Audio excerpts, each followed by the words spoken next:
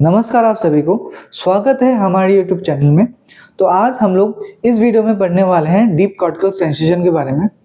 ये एक ऐसा एबिलिटी है जहाँ पे एक नॉर्मल स्टिमुलस के साथ हम लोग कॉम्प्लेक्स परसेप्शन को इंटीग्रेट करके या जोड़ के एक रेस्पॉन्स देते हैं विदाउट द विजन।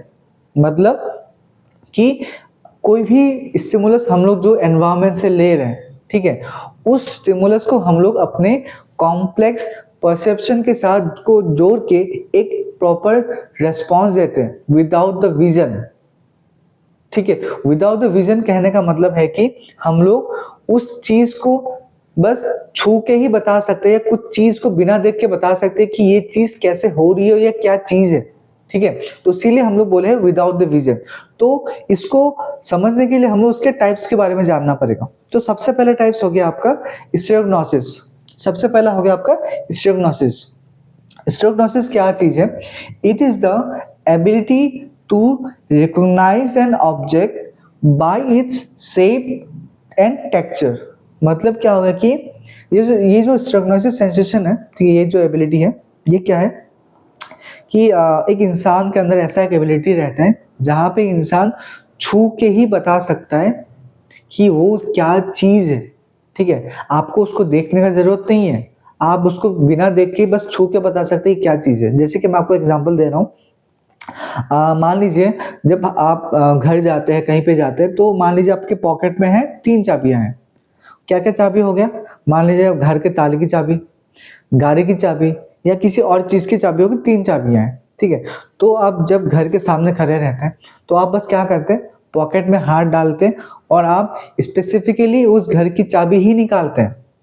कभी कभार गलती हो सकता है कि आप गलत चाबी निकाल दें, लेकिन ज्यादातर बार आप जो है वो घर की चाबी ही निकालेंगे। कैसे? With the help of the स्टेरेग्नोसिस।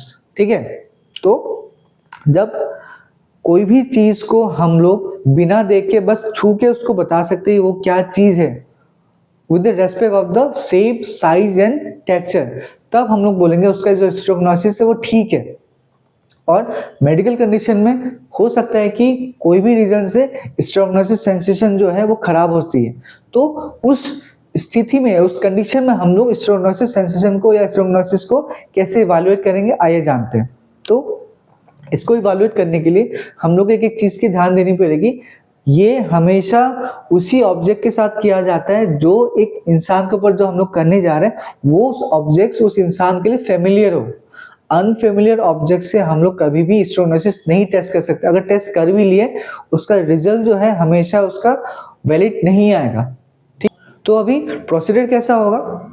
कोई भी क्लाइंट या पेशेंट आपके पास आया, आने के बाद आपको उसके ऊपर स्टेरेग्नोसिस टेस्ट करनी है। तो क्या करना होगा, आपको उसको बिठाना होगा या समझाना पड़ेगा कि हम लोग जो है आपके साथ ये चीज ऐसे प्रोसीड्यूर करने जा रहे हैं। तो आपको क्या करना होगा, इसके सामने बहुत सारा ऑब्जेक्ट्स रख देनी पड़ेगी और आपको बताना पड़ेगा कि आपके हाथ में हम लोग ये ऑब्जेक्ट्स देने जा रहे हैं और आपको बिना देख के इस ऑब्जेक्ट का नाम बताना है कि आपके हाथ में कौन सा चीज दिया जा रहा है। ठीक है, तो उसके बाद हम लोग करेंगे उसको कोई भी कंफर्टेबल चीज में या कोई भी कंफर्टेबल जगह में बैठा देंगे।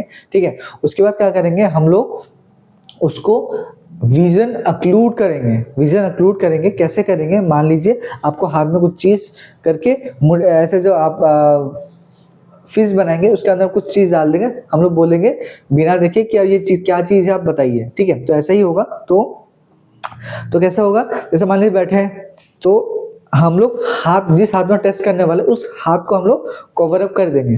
कोई भी कपड़ा से हो, कोई भी कार्डबोर्ड से हो, हम लोग ऐसा कवर करेंगे वो जो इंसान है वो इंसान उस हाथ को नहीं देख पाए। ठीक है, तो क्या होगा, मान लीजिए मैं इसी मार्कर को, अगर मैं मार्कर को बिना देख के भी अगर उसको छू लूं तो मैं बता सकता हूं कि ये मार्कर है। ठीक है, तो वैसा सेम चीज उसका फेमिलियर ऑब्जेक्ट उसको हाथ में देंगे। उसके बाद उसको है तो हम लोग विजन अक्लूड उसके आंख बंद करके भी कर सकते हैं या उस पार्ट को ढक सकते हैं जहां पे हम लोग टेस्ट करने वाले हैं।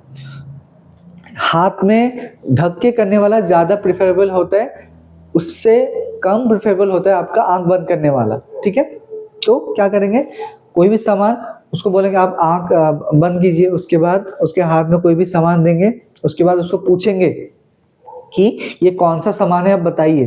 ठीक है, मान लीजिए वो बता दिया कि ये समान ये है, सही आंसर बता दिया।